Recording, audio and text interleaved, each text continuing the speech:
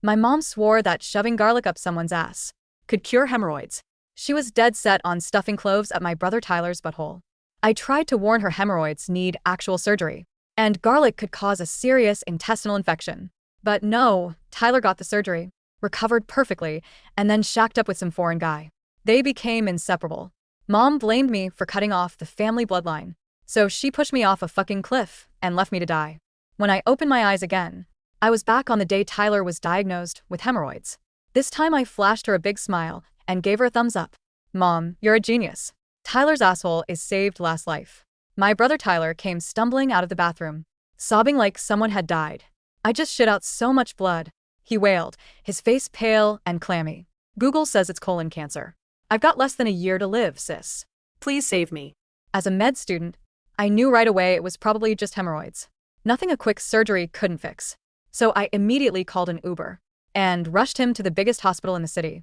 The doctor said Tyler had been eating too much spicy shit and sitting on his ass, playing video games all day. Result: mixed hemorrhoids. The external part had already swollen to the size of a damn pigeon egg. He could feel it when he walked, like having a golf ball shoved up your ass. Plus the hemorrhoids were bleeding. The doctor recommended immediate surgical removal. When Mom showed up at the hospital, she flipped out, insisting surgery was a scam. Back in my day, when someone had hemorrhoids, we just shoved garlic up their ass and called it a day, she announced proudly. I argued with her, showing her case after case of botched hemorrhoid treatments, leading to infections, and worse. When she refused to pay, I offered up my own savings, 10 grand I'd earned from part-time jobs, to pay for Tyler's surgery. In the end, I begged my professor to connect me with the best hemorrhoid surgeon in town. Tyler got the operation, recovered like a champ, and his bowel movements became smooth as butter. Not long after, he started dating some tall, blonde, blue-eyed guy. When Mom tried to force them to break up, Tyler straight up moved abroad and cut off all contact with the family. But Mom blamed me. She was convinced I conspired with the surgeon to turn Tyler gay during the operation, so she invited me on a hiking trip and pushed me off a fucking cliff. This life, I'm staying the hell out of it. What kind of bullshit? Hemorrhoid surgery cost $10,000.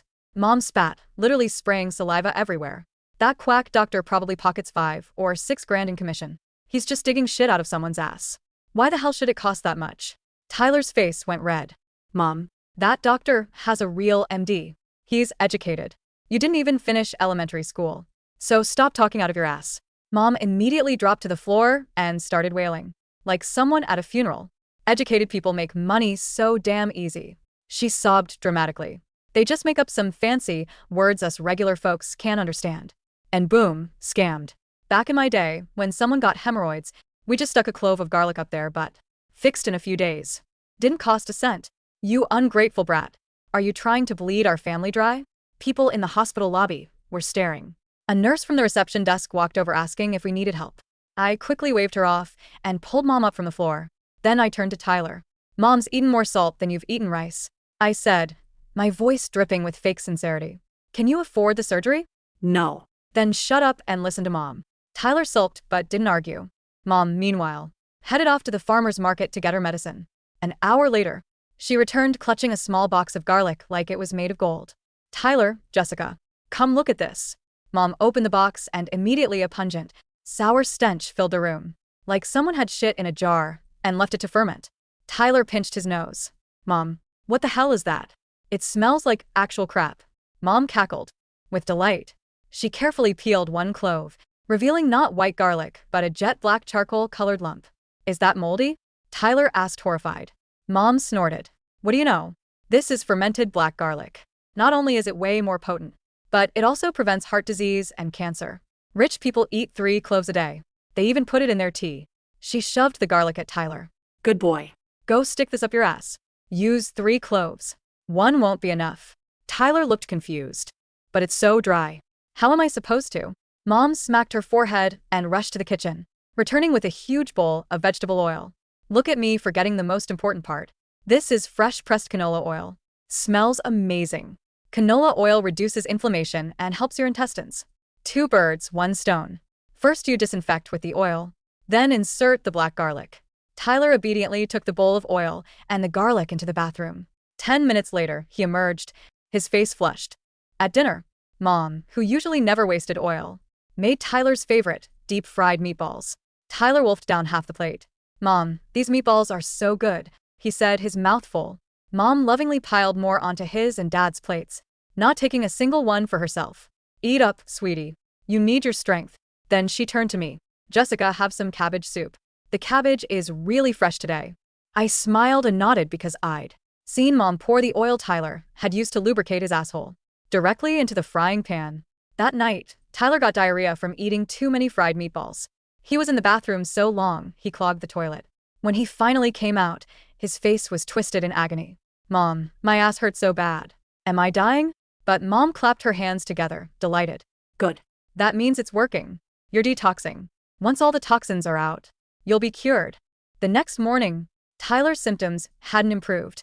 If anything, he'd shit even more blood. Mom examined the bloody, black mess in the toilet with the focus of a scientist. Poor baby, you've lost so much. I'll fry you more meatballs tonight to build your strength back up. I glanced at my 5'4", 250-pound brother and said nothing. Dad poked Mom in the shoulder. Your garlic cure isn't working. We need to take Tyler to the hospital before we lose our family's only son. Mom thought for a moment, then smacked her forehead. It's my fault for trying to get creative. I shouldn't have used black garlic. The old school method uses fresh garlics. Stick to tradition. The fresher the garlic, the stronger it is, better antibacterial properties. She ordered Dad to dig up some fresh garlic from the balcony garden. She personally peeled each clove and mashed them in a stone mortar until it was a fine, wet paste. She held up the bowl, admiring her miracle cure. Tyler asked Mom, why'd you mash it? Mom grinned. Silly boy. Mashing activates the medicinal properties. You ever see anyone take medicine in whole chunks? No. She waved him toward the bathroom. Come on, sweetheart. Mommy will apply it for you herself. Not even 5 minutes later, Tyler's blood-curdling screams echoed from the bathroom. When he came out, his face was beet red and drenched in sweat. Mom, what the hell did you put in that garlic paste? He gasped. My ass feels like it's on fire, like it's literally rotting off. Tom beamed proudly. I added a handful of salt. Even better antibacterial effect. I almost burst out laughing. Garlic and salt smeared all over his raw, bleeding asshole. It was basically medieval torture. That evening, Mom brought out a massive plate of spicy, cold noodles dripping with chili oil, sesame paste, and a shit ton of garlic water. She sprinkled fried peanuts and cilantro on top. Tyler was drooling. He devoured more than half the plate, sweating like a pig. Mom noticed I wasn't eating. Jessica, have a bowl. I shook my head. No. Way in hell was I eating garlic water that had been anywhere near Tyler's diseased butthole. But Mom just nodded approvingly. You're right, you're already 120 pounds. Better lose some weight, or no one's gonna pay a decent bride price for you. I muttered under my breath. By your logic, Dad's almost 100 years old. He's lived long enough. I was only 25, but somehow in their minds, I was practically ancient. That night, I woke up to Tyler screaming bloody murder. Mom flipped on the lights and rushed into his room. Tyler was burning up, rolling around on the bed in agony. My ass is killing me. Help, Mom. I think I have a fever. Mom touched his forehead. He was hot as a kettle. Why are you so hot? Dad snorted. Still think your garlic cure works? Get him to the hospital before you kill our only son. Mom immediately called a cab. I didn't want to go, but they dragged me along anyway, insisting that as a med student, I'd keep the doctors from scamming them. The cab ride to the ER was a suffocating nightmare. The driver had all 4 windows rolled down, shivering in the February night air, but even the freezing wind couldn't mask the ungodly stench radiating from the back seat. It was a vile cocktail of rotting flesh, fermented garlic, stale canola oil, and raw feces. Tyler lay draped across Mom's lap, whimpering like a kicked dog, his face completely drained of color. Every time the cab hit a pothole, he let out a shriek that sounded like a dying pterodactyl. Slow down, you idiot. Mom barked at the driver, swatting the plexiglass partition. Can you see my son is in agony? You're doing this on purpose to run up the meter. The driver didn't say a word, just gripped the steering wheel tighter, probably calculating how much bleach he'd need to scrub the back seat. I sat in the front passenger seat, staring out the window, quietly scrolling on my phone. In my past life, I would have been panicking right now. I would have been mentally calculating my savings, reviewing medical textbooks on my phone, and preparing to fight the doctors for the best possible care. This time, I was looking up apartment rentals near my medical campus. I was moving out by the end of the week. When we finally reached the hospital, Dad and a reluctant orderly had to hoist Tyler onto a gurney. Mom trotted alongside them, shouting instructions. Careful. Don't jostle his backside. He's undergoing a deep detox. We were shoved into a cramped triage curtain in the ER. The smell instantly colonized the small space. A young resident in faded blue scrubs walked in, looking exhausted. He glanced at the chart, then down at Tyler, who was shivering violently, covered in a sheen of cold, clammy sweat. "Okay, it says here we're dealing with some rectal bleeding and fever," the resident said, snapping on a pair of purple nitrile gloves. "Let's take a look. Roll onto your side for me, buddy." Tyler groaned, clumsily shifting his weight. When the resident pulled down Tyler's sweatpants, the poor guy physically recoiled. He didn't just gasp, he choked, taking 2 rapid steps backward. I peeked around the curtain. Where there was once a pigeon egg-sized mixed hemorrhoid, there was now a swollen, bruised, black and purple mass the size of a grapefruit. The surrounding tissue was raw, inflamed, and oozing a grotesque mixture of pus, blood, and chunks of mashed garlic. The salt had essentially cured the outer layer of his skin like cheap beef jerky, while trapping the infection deep inside the tissue. "Jesus Christ," the resident breathed, his professional demeanor slipping entirely. What is that? What did you put on him?" Mom puffed up her chest, stepping forward with the pride of a seasoned physician. "A traditional remedy. Crushed fresh garlic and rock salt. To kill the bacteria. You modern doctors rely too much on your chemical pills. I'm doing things the natural way." The resident stared at her, utterly bewildered, then looked at me. I was wearing my university hoodie with the medical school logo. I just offered him a helpless, tight-lipped smile. "I need an attending in here. Now." The resident barked to a nurse outside the curtain. 10 minutes later, the curtain was ripped open by Dr. Eris Thorne, a no-nonsense senior attending surgeon whom I recognized from my clinical rotations. He took one look at Tyler's backside, and his face darkened into a thundercloud. "Who did this?" Dr. Thorne demanded, his voice dangerously low. "I did," Mom said, crossing her arms. "And before you start trying to sell us some overpriced surgery, I'll have you know." "Shut up," Dr. Thorne snapped. Mom's jaw dropped. No one ever told her to shut up. "You shoved raw garlic and salt into an open mucosal wound? Are you insane? He has severe localized necrosis and early signs of sepsis. His temperature is 104 degrees. The infection has entered his bloodstream." "Necro what? Sepsis?" Mom sneered, waving her hand dismissively. "Stop making up fancy words. It's just a little inflamed because the toxins are coming out. The fever means his immune system is waking up." Dr. Thorne looked like he wanted to throttle her. He turned to Dad. "Sir, your son has a massive perianal abscess exacerbated by chemical burns and foreign bodies. If we don't get him into an operating room to debride the dead tissue and drain the infection, the sepsis will cause multiple organ failure and he will die." Dad went pale. "Did I?" "From hemorrhoids. From the infection caused by whatever medieval torture your wife performed on him," Dr. Thorne corrected brutally. "We need to operate immediately. However, because the tissue damage is so extensive, a simple hemorrhoidectomy is off the table. I'm going to have to remove a significant portion of the surrounding necrotic tissue. Depending on the damage to the sphincter, he may require a temporary colostomy bag so the area can heal without being contaminated by feces." "A shit bag," Tyler wailed from the gurney, sobbing hysterically. "Mom, I don't want a shit bag. Don't let them give me a bag. Nobody is getting a bag." Mom shrieked, her voice echoing through the ER. She pointed a stubby finger at Dr. Thorne. "I knew it. You doctors are all bloodsuckers. First you want to cut my son open, now you want to attach a plastic bag to his stomach? What kind of commission do you get for those bags, huh? 2 grand? 3? Dr. Thorne blinked, too stunned by the sheer magnitude of her stupidity to immediately respond. Mom turned to me. "Jessica, you go to med school. Tell this quack he's full of it. Tell him the garlic is working." Dr. Thorne's eyes locked onto me, recognizing the logo on my hoodie. "You're a medical student? And you let her do this?" I shrank back, perfecting my expression of a terrified, bullied daughter. I let my voice tremble just a little. "Dr. Thorne, I tried to tell her. I did. But she said I was brainwashed by the medical establishment. She said I was trying to bankrupt the family." "You little traitor." Mom lunged at me, but Dad grabbed her arm. "The surgery," Dad stammered, looking at the doctor. How much will it cost?" Dr. Thorne sighed, pinching the bridge of his nose. "With the emergency debridement, for antibiotics, ICU observation for the sepsis, and the colostomy, you're looking at a minimum of $50,000 before insurance. If he stays in the ICU longer, it'll be more." Mom froze. The number hit her like a physical blow. 50,000. In my past life, a simple, timely surgery had cost 10,000, and I had drained my entire savings to pay for it just to save Tyler's life. Now, thanks to her garlic and salt marinade, the price had quintupled. 50,000? Dad repeated, his knees buckling slightly. He looked at Mom. We don't have that kind of money. We have maybe 15,000 in the bank. We're not paying a dime. Mom suddenly exploded, snapping out of her shock.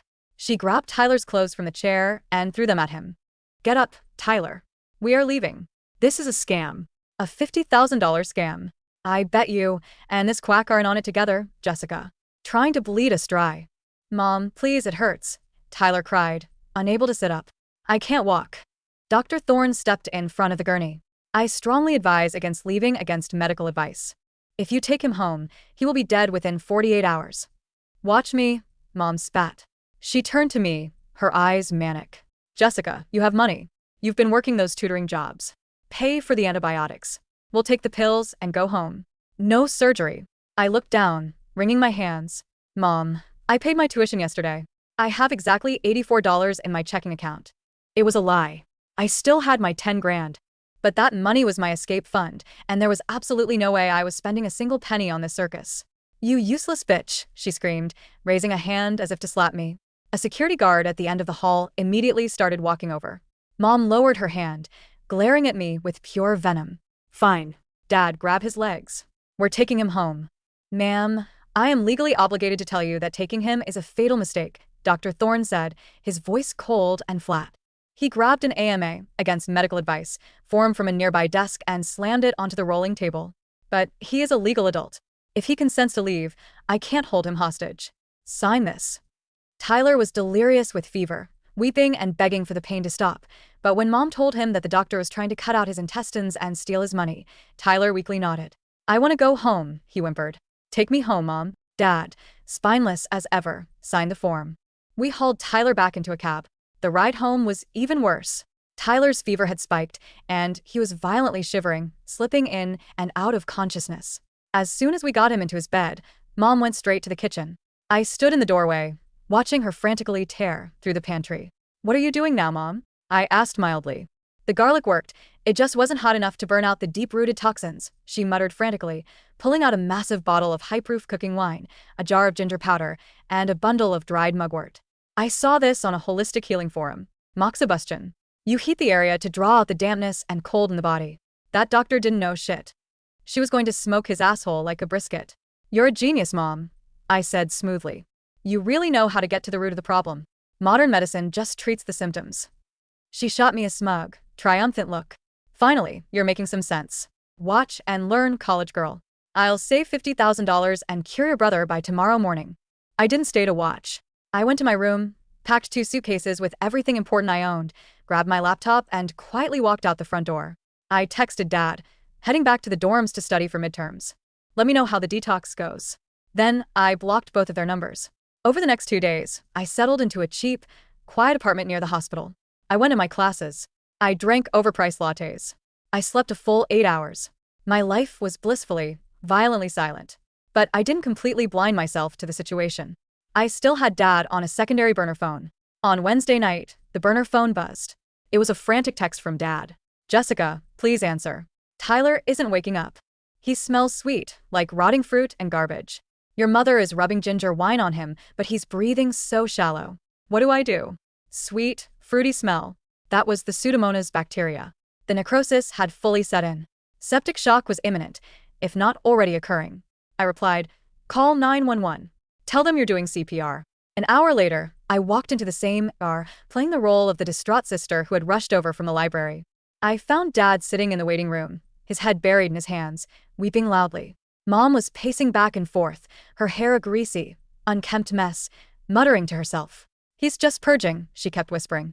The toxins are just purging. The ginger was too strong, that's all.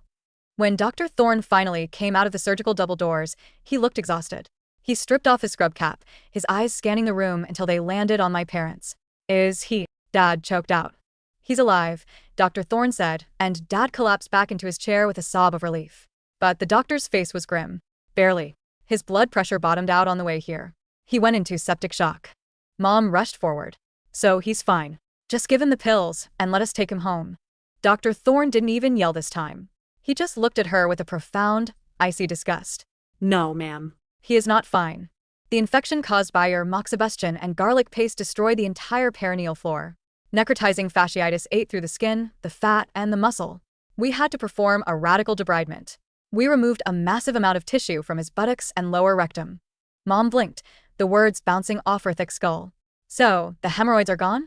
The hemorrhoids are gone, Dr. Thorne said flatly. Along with his anal sphincter. It was completely necrotic. Silence fell over the waiting room. Even Mom stopped pacing. What does that mean? Dad asked, his voice trembling. It means your son no longer has the muscular mechanism required to hold in his bowel movements, Dr. Thorne explained, his voice devoid of any sympathy. He will never regain bowel control. We had to perform an emergency permanent colostomy. We rerouted his large intestine to an opening in his abdomen. He will defecate into a bag attached to his stomach for the rest of his life. Dad let out a horrific, gut-wrenching wail. No! Mom shrieked, lunging at the doctor. You're lying. You butchered my son. You did this to him, so you could sell your stupid bags. I'll sue you. I'll kill you. Two security guards immediately grabbed her by the arms, dragging her backward as she kicked and spat. We also had to castrate him, Dr. Thorne added quietly. Mom froze mid-thrash. Dad stopped crying. The entire world seemed to stop spinning. The gangrene, Dr. Thorne continued, staring directly into Mom's eyes, spread from his perineum into his scrotum. Fournier's gangrene is aggressive. By the time he arrived, the tissue was dead. Leaving it would have killed him. We had to perform a bilateral orchiectomy. Your son is sterile. The family bloodline. The precious, sacred bloodline that Mom had obsessed over. The bloodline she had accused me of ruining in my past life, the sole reason she had pushed me off that cliff. Gone. Not because of a gay romance. Not because of a surgeon's conspiracy. But because she couldn't stand the idea of paying a doctor 10 grand, opting instead to marinate her precious son's balls in garlic, salt, and ginger wine until they rotted off. Mom's eyes rolled back into her head, and she collapsed onto the linoleum floor in a dead faint. I stood in the corner, my hands shoved deep into the pockets of my hoodie. I looked down at the floor to hide my face, but I wasn't crying. I was biting the inside of my cheek so hard I tasted copper, trying with everything in me not to burst into hysterical laughter. Oh, Mom. You really are a genius. Tyler woke up 3 days later in the ICU. I was standing by the door when he finally opened his eyes. Dad was sitting by the bed, looking 10 years older. Mom was hovering over him, weeping tears of joy, clutching his hand. My baby, she sobbed. My sweet boy, you're awake. Tyler blinked, his drug-addled brain trying to process his surroundings. He looked down at his stomach. Under the thin hospital blanket, there was a strange, bulky shape taped to his abdomen. He reached a weak hand down and felt the plastic crinkle of the colostomy bag. It was already partially filled with dark, liquid waste. Then, he felt lower. Beneath the bandages, there was nothing. No pain, no swelling. Just nothing. A flat, empty space. Mom. Tyler rasped, his eyes wide with a dawning, primal terror. Mom, what did they do to me? Mom burst into fresh tears, throwing herself onto his chest. It's those evil doctors, Tyler. They butchered you. But don't worry, Mommy is going to sue them. We're going to get millions. I'll find a holistic healer. We'll get you right as rain. Get away from me, Tyler whispered. Mom pulled back, confused. Sweetie? You did this, Tyler said, his voice gaining strength, shifting from terror to absolute, unadulterated hatred. He stared at her like she was a monster. I remember the burning. The ginger. You held me down. You said it was detoxing. It was. I was trying to save you from these scammers. You burned my dick off. Tyler screamed, his heart rate monitor spiking furiously. You burned my fucking balls off. You gave me a shit bag. I'm ruined. I'm a freak. Tyler, no, please, Mommy loves you. Get the fuck out, he roared, thrashing wildly against the bed rails, tearing at his forelines. Get her out of here. I'll kill you. I'll fucking kill you. Nurses rushed into the room, pushing Mom aside to restrain Tyler and push a sedative into his fore. Mom stood in the corner, looking utterly broken, her worldview shattering into a million irreparable pieces. Dad just sat there, staring blankly at the wall, a hollow shell of a man. I slipped out of the room before anyone noticed I was there. I walked down the sterile hospital corridor, stepped out into the crisp February air, and took a deep breath. It smelled like exhaust fumes and roasted nuts from a nearby street vendor. It smelled like freedom. Over the next 6 months, the family absolutely imploded. Mom tried to sue the hospital for malpractice. The hospital's legal team countersued, and CPS, or APS, rather, launched an investigation into Mom for elder/dependent adult abuse, given that her home remedies directly resulted in disfigurement and near death. The lawsuit was thrown out by a judge who literally called Mom a danger to society in his closing remarks. To pay the massive medical debts, because insurance refused to cover injuries sustained from gross negligence, Dad had to sell the family house. They moved into a cramped, miserable one-bedroom apartment in a bad part of town. Tyler became a complete recluse. He refused to leave his room, spiraling into a deep, toxic depression. The psychological toll of the colostomy bag, combined with the loss of his manhood, destroyed whatever personality he had left. He played video games in the dark, screaming at Mom whenever she tried to bring him food. He threw plates at the wall. He cursed her name daily. Mom, meanwhile, descended into madness. The guilt of destroying her precious son, combined with the loss of the family bloodline, broke her mind. She started hoarding garlic. Dad told me over the phone that she would sit in the living room for hours, just peeling garlic cloves and crying, muttering about how she just needed to find the right recipe. Dad filed for divorce by Thanksgiving. He couldn't take the screaming, the smell, or the misery anymore. He moved back to his hometown, leaving Mom to be Tyler's sole caretaker. A fitting punishment for both of them. A suffocating, endless loop of resentment. Tyler, trapped in a broken body, relying on the woman who broke it. Mom, trapped as a servant to a son who despised her very existence. As for me, I changed my phone number. I transferred my credits to a medical program on the West Coast. I graduated near the top of my class, specializing, ironically enough, in gastroenterology. A few years later, I attended a medical conference in London. After a long day of lectures on modern surgical techniques, I went out for drinks with some colleagues. At the bar, a tall, handsome, blue-eyed man accidentally bumped into me, spilling a bit of his gin and tonic. "Oh, I'm so sorry, love," he said, his British accent thick and charming. "Let me buy you another." We got to talking. His name was Julian. He was an architect, funny, bright, and completely lovely. As we chatted, he mentioned he had recently gotten out of a long-term relationship. He was an American, actually, Julian said with a wistful sigh. Lovely bloke, but I don't know. We met years ago on a trip to New York. We really hit it off, but he had this terribly overbearing mother. Eventually, it just drove a wedge between us. I froze, my drink halfway to my lips. I stared at Julian's bright blue eyes. No fucking way. What was his name? I asked, my heart pounding in my chest. Tyler, Julian said softly. But that was years ago. I heard he moved back to the States. I hope he's doing all right. He had a good heart. I stared at Julian, the sheer cosmic irony of the universe washing over me. In my past life, I had saved Tyler, and he had found happiness with this exact man. A happiness my mother had ripped away from both of us. In this life, Julian had dodged a bullet. And Tyler, well, I smiled, raising my glass to clink against his. I'm sure he's exactly where he deserves to be, I said smoothly. Cheers, Julian. To new beginnings. Cheers, he smiled. I took a sip of my drink, looking out the window at the vibrant, bustling city lights. My past life felt like a distant, faded nightmare. The cliff, the cold wind, the feeling of falling. It was all gone. My bowel movements were smooth as butter, my bank account was full, and there wasn't a single clove of garlic in sight. Life was good.